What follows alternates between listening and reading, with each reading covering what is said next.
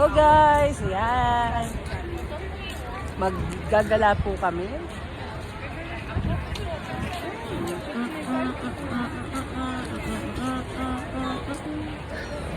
Yes, you can see.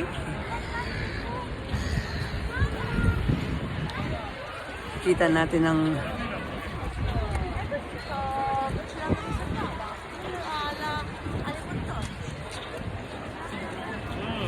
next session.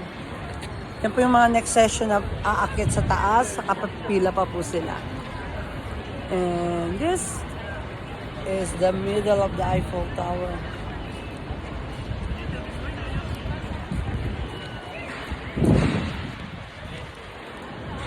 Yan.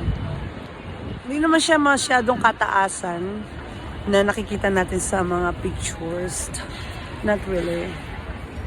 Parang mas matataas pa yung mga building sa Makati. Anyway,